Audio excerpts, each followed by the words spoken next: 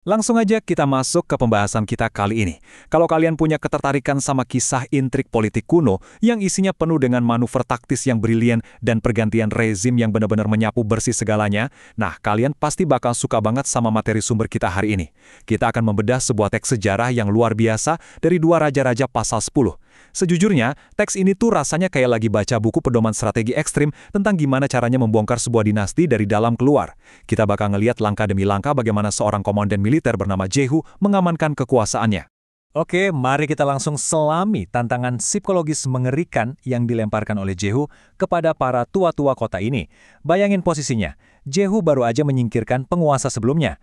Terus alih-alih langsung mengepung ibu kota secara fisik, dia malah ngirim surat yang isinya kurang lebih begini. Pilih putra terbaik dari mantan raja kalian, dudukan dia di tahta dan bersiaplah untuk berperang membela rumah tuanmu. Gila kan? Ini benar-benar langsung menjerumuskan kita ke dalam situasi dengan risiko yang sangat tinggi. Dia menantang mereka secara terbuka, bermain-main dengan psikologi perang, bahkan jauh sebelum pedang ditarik dari sarungnya. Dan itu membawa kita ke fase 1 dari strategi Jehu, sebuah ultimatum berdarah. Latar tempatnya ada di Samaria. Ini bukan kota sembarangan, ini adalah kota berbenteng yang menjadi pusat kekuatan. Disinilah bayang-bayang warisan keluarga Ahab, sang penguasa sebelumnya, masih sangat terasa. Jehu sadar betul, cuma ngebunuh sang raja itu nggak akan pernah cukup kalau mesin birokrasi dan keturunan kerajaannya masih duduk nyaman di ibu kota. 70. Coba resapi angka itu sebentar. Angka ini benar-benar menyoroti seberapa masifnya skala dari rejim lama tersebut. Ada 70 putra Ahab, pewaris potensial yang tinggal di dalam Samaria. Mereka nggak cuma banyak secara jumlah, tapi mereka juga berada di dalam kota yang dijaga ekstra ketat, lengkap dengan kereta perang, kuda tempur, dan persenjataan penuh. Kalau Jehu nekat melakukan serangan fisik secara langsung ke kota ini, itu sama aja dengan bunuh diri militer. Tapi, coba perhatikan reaksi para tua-tua ini. Taktik intimidasi Jehu tadi ternyata bekerja dengan sangat sempurna. Ketakutan mereka benar-benar melumpuhkan. Logika mereka tuh simple banget, tapi penuh dengan kepanikan absolut. Lihat aja, dua raja sebelumnya aja nggak bisa bertahan melawan dia, apalagi kita. Kepanikan massal di antara para pemimpin ini akhirnya berujung pada penyerahan diri secara total. Mereka langsung setuju buat mematuhi apapun yang Jehu perintahkan, yang pada dasarnya ngebiarin pertahanan kota runtuh begitu saja dari dalam. Karena tahu mereka udah tunduk, Jehu langsung memanfaatkan situasi ini dengan mengirimkan surat kedua, dan permintaannya benar-benar mengerikan. Hasilnya, 70 kepala pangeran dibawa di dalam keranjang dan ditumpuk di gerbang kota Yizreel keesokan paginya. Dan yang paling cerdik, Jehu secara publik menggunakan tumpukan mengerikan ini buat membenarkan kudetanya. Dia berdiri di depan rakyat, bilang kalau dia mungkin emang berkonspirasi melawan tuannya. Tapi hey, tangan para pemimpin Samaria lah yang ngelakuin pembantaian ini. Dia membingkai seluruh kejadian ini sebagai penggenapan absolut dari nubuat Tuhan yang pernah disampaikan melalui Nabi Elia. Nah, dari situ kita beralih ke fase 2. Tidak boleh ada celah. Poin krusialnya di sini adalah sebuah kudeta yang benar-benar sukses mengharuskan sang pemimpin untuk secara kejam menyingkirkan siapa aja yang punya koneksi sekecil apapun dengan struktur kekuasaan yang lama. Ini kebijakan nol toleransi. Nggak boleh ada sisa-sisa sekutu atau pewaris yang suatu hari nanti kepikiran buat ngumpulin pasukan dan melakukan pemberontakan balasan. Coba kita telusuri garis waktu dari rute geopolitik Jehu ini. Ini tuh bukan sekedar amukan kekerasan yang acak, ini adalah kampanye metodis yang luar biasa dingin. Jehu mulai eliminasinya di Yizreel dengan 70 putra tadi, terus dia bergerak secara mematikan menyusuri jalan menuju tempat pencukuran domba, dan akhirnya terus merangsek masuk ke ibu kota Samaria untuk ngebersihin sisa-sisa terakhir dari administrasi Ahab. Dia maju terus tanpa kenal lelah. Terus, di tengah jalan, ada kejadian brutal yang cukup mengejutkan. 42. Itu adalah jumlah kerabat Ahazia, sekutu dari keluarga kerajaan yang baru digulingkan, yang kebetulan lagi dalam perjalanan buat berkunjung. Mereka ini sama sekali nggak sadar kalau lagi ada kudeta yang berlangsung.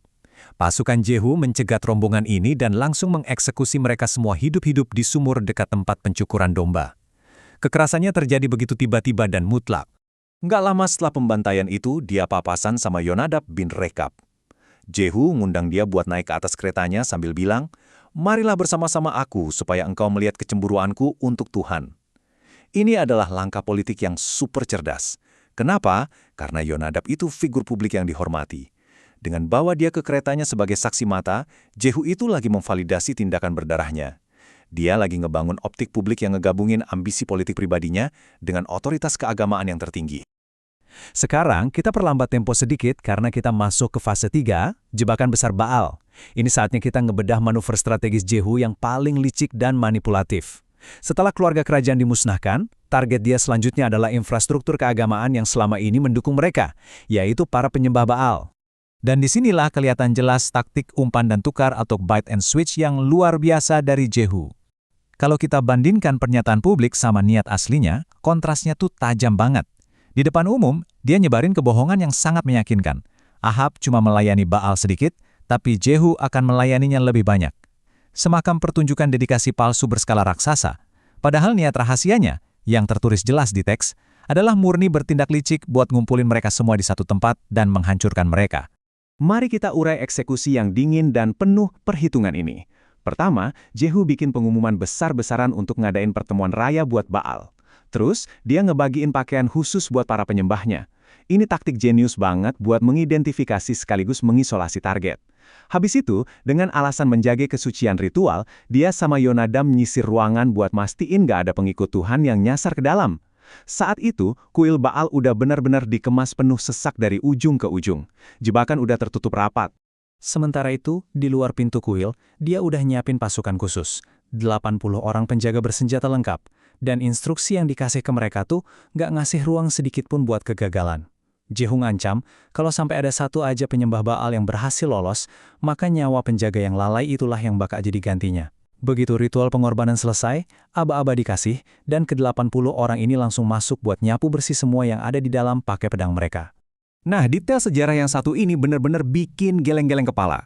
Setelah mereka beres dengan pembantaian, mengeluarkan dan ngebakar patung-patungnya, serta merobohkan kuil itu, kalian tahu tempat yang tadinya sakral itu dijadiin apa? Mereka secara harfiah mengubahnya jadi jamban umum alias toilet publik.